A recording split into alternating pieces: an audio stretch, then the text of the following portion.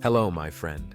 Today, our journey takes us into the heart of a modern economic powerhouse to explore how it manages its relationship with two of the world's most anciently domesticated animals. We are going to China to uncover the story of its ancient herds and their place in its modern markets. First, we will delve into the specialized and revered world of deer farming, an industry built around a single prized ingredient steeped in millennia of tradition: velvet antler. Then, we will travel to the vast western provinces to witness the sheer scale of China's woolen empire, the largest sheep industry on the planet. This is a tale of how a nation blends ancient customs with the immense demands of a globalized world. Our first chapter begins not as a story of food, but of traditional medicine.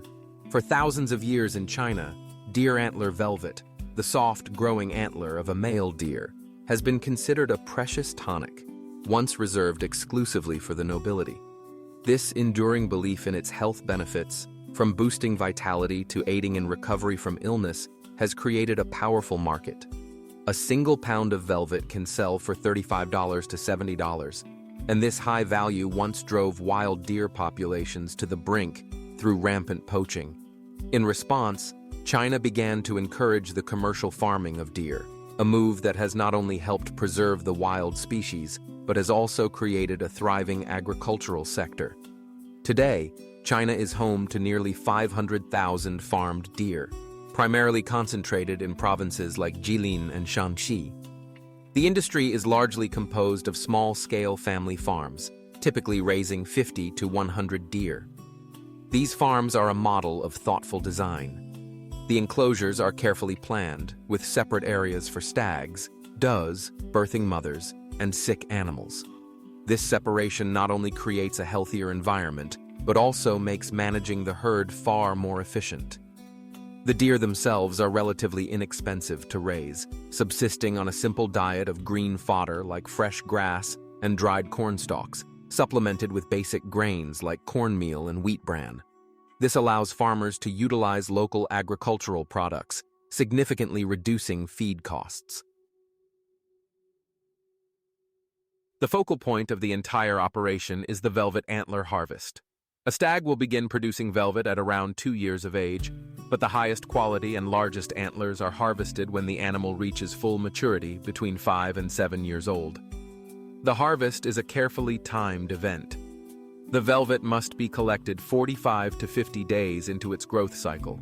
Any longer, and the antler begins to calcify and lose its medicinal properties. The process, which involves anesthetizing the stag and sawing off the growing antlers, may seem cruel. However, it serves a crucial secondary purpose for the animal's welfare. During the mating season, stags become intensely aggressive, and their large, powerful antlers are deadly weapons. In the wild and on farms, many stags are killed by the antlers of a rival. The annual harvest prevents these fatal conflicts.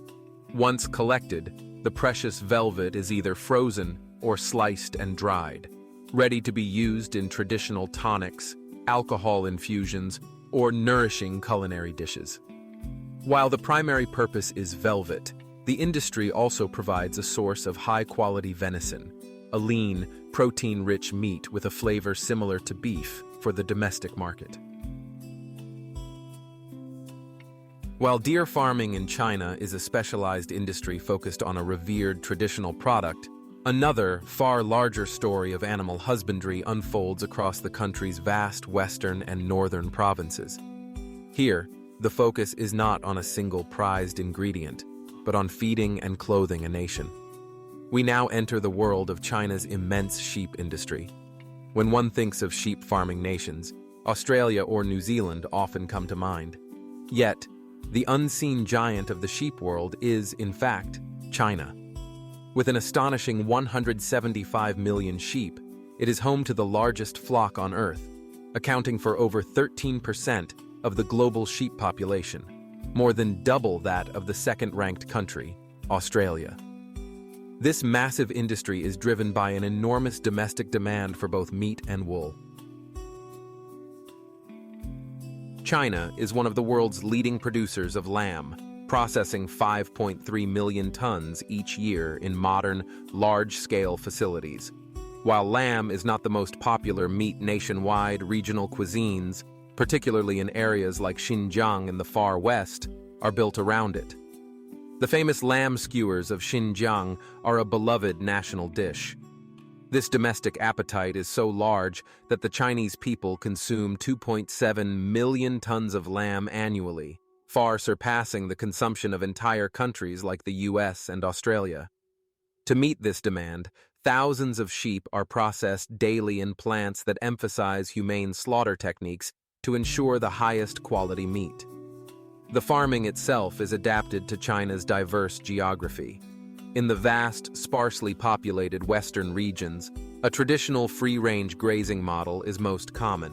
Here, huge flocks, sometimes numbering in the thousands, roam freely across the grasslands, foraging for their own food with minimal cost to the farmer.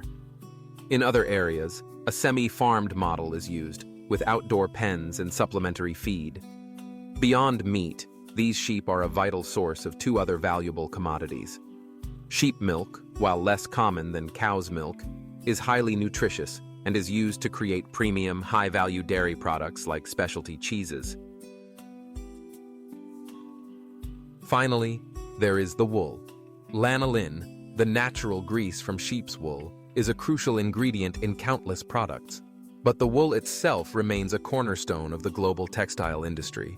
It is relatively inexpensive to produce, provides incredible warmth, and can be dyed in a vibrant array of colors.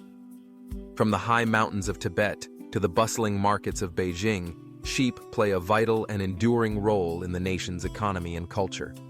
From the revered deer, raised for a product once meant for emperors, to the humble sheep, raised on an epic scale to provide staples for over 1 billion people, we see two sides of China's agricultural coin. Both stories demonstrate a unique ability to blend ancient traditions with the immense scale and powerful demands of a modern economic powerhouse, showcasing the diverse and enduring partnership between the Chinese people and their ancient herds.